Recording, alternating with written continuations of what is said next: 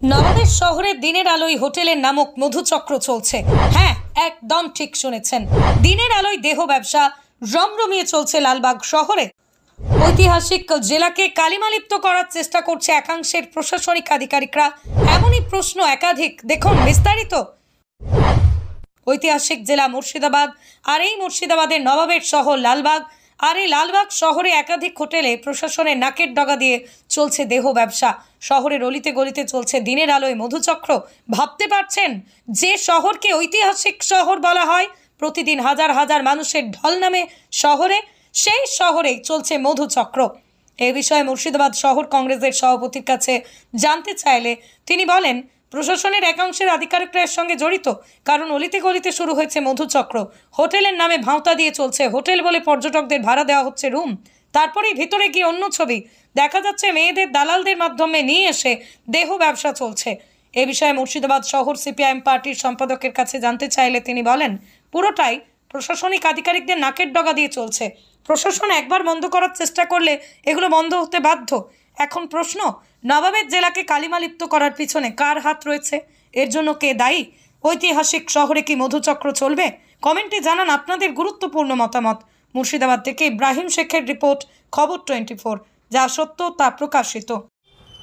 এটা দীর্ঘদিনকার সমস্যা। আমরা অতীতে অনেকবার আমাদের এখানে যারা প্রশাসনের আধিকারিকরা রয়েছে তাদেরকে জানিয়েছি, পুলিশ আধিকারিকদের জানিয়েছি, কিন্তু অদ্ভুতভাবে পুলিশের একাংশের মদতে এবং প্রশাসনের একাংশের মদতে গোটা শহর জুড়ে আমাদের এই পতিতালয় চলছে। মানে অনেকে আমাদের বাইরে, শহরের বাইরের মানুষেরা বলে অনেক সময় আমাদের লালবাগ শহরকে, আমাদের এই নবাবের শহরকে, আমাদের প্রাণের প্রিয় মুর্শিদাবাদ শহরকে কলকাতার সোনাগাছির সঙ্গে তুলনা করা, যেটা আমাদের কাছে অত্যন্ত যন্ত্রণাদায়ক। আমরা বলেছিলাম, যিনারা এখানকার পুলিশের অফিসার রয়েছে তাদেরকে বলেছিলাম আমাদের যন্ত্রণার কথা। তারা আমাদেরকে বলেছিলেন, প্রতিশ্রুতি দিয়েছিলেন যে এই সমস্ত কিছু ব্যবস্থা তারা করবে।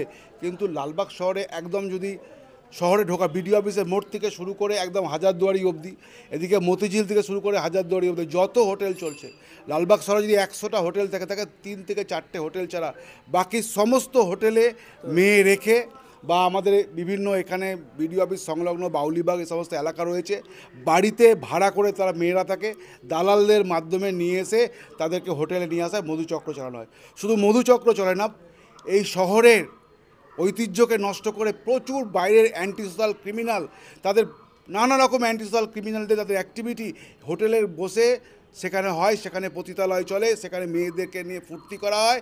প্রশাসনের নাকের ডগায় প্রশাসনের এক অংশ তাদের কাছ থেকে শুধুমাত্র উৎকোচ খেয়ে, উৎকোচের বিনিময়ে তাদের পকেট গরম করে এই সমস্ত দেখেও না দেখার ভান করে থাকে। আর প্রশাসনের আধিকারিকদের বলতে গেলে বলে সুপ্রিম কোর্টের নির্দেশ রয়েছে কেউ অ্যাডাল্ট দুজন এসে থাকতেই পারে, তা নয়। শহরের বুকে হোটেলগুলোতে মেয়ে রেখে ব্যবসা করা হয়, মেয়ে রেখে কোনো ব্যবস্থা হচ্ছে না।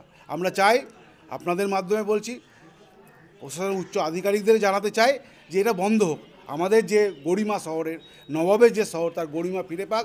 সোনাগাছির তকমা নিয়ে আমরা এই সিরাজদৌল্লার মুর্শিদাবাদ শহর থাকতে চাই না, আমরাও থাকতে চাই না। আমি অর্ণব রায়, মুর্শিদাবাদ শহর কংগ্রেসের সভাপতি। বিষয়টা হচ্ছে যে মুর্শিদাবাদ শহরে, যে নবাবের শহরে দিনের পর দিন মানে খইমুরগির মতো হোটেল গজিয়ে উঠছে, এবং এই হোটেলগুলো গজিয়ে ওঠার মূল কারণই হচ্ছে যে অবৈধ ব্যবসা, বিশেষ করে মেয়ে ছেলেদের রেখে যে ব্যবসা বেশ কিছু হোটেলে এটা হচ্ছে, তারই প্রতিফলন, তার যে ইনকাম, তার ফলে একটার পর একটা হোটেল গজিয়েছে। যে জায়গায় হোটেল হওয়ার কথা নয় সেই সব জায়গাতেও আজকে সময় হোটেল রয়েছে, ফাঁকা ফাঁকা জায়গাতে, যেখানে পর্যটনের সঙ্গে কোনো সম্পর্ক নেই, সেই সব জায়গায় গড়ে উঠছে। আর এই যে জায়গায় গড়ে উঠছে তার খুব বেশি হলে 2 কিলোমিটার, 3 কিলোমিটার, 5 কিলোমিটার মধ্যে SDP office, SDO office, court এবং মুর্শিদাবাদ থানা থাকা সত্ত্বেও এই ধরনের ব্যবস্থা হচ্ছে।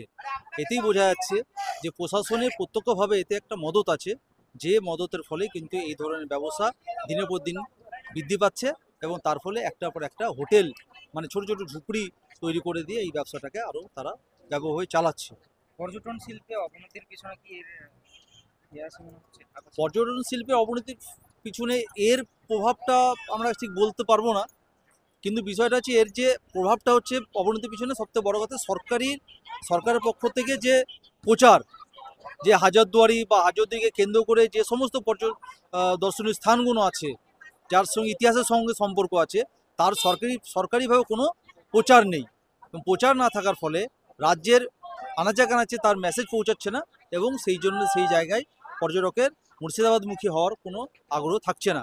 অনুরূপভাবে যেমন দেখা যাচ্ছে কি দীঘাতে আজকের সময় একটা জগন্নাথ মন্দির করা হয়েছে, এই জগন্নাথ মন্দিরটাকে কেন্দ্র করে আমাদের রাজ্য সরকার যেভাবে ক্যাম্পেনিং করছে, সেই ক্যাম্পেনিং কিন্তু এই যে মুর্শিদাবাদ শহরে এতগুলো মানে পর্যটন কেন্দ্র থাকা সত্ত্বেও, যে সব এতগুলো স্পট যার ইতিহাসের সম্পর্ক আছে থাকা সত্ত্বেও কিন্তু মুর্শিদাবাদ শহর আজকে দিনের পর দিন পিছিয়ে যাচ্ছে এবং অবহেলিত হচ্ছে।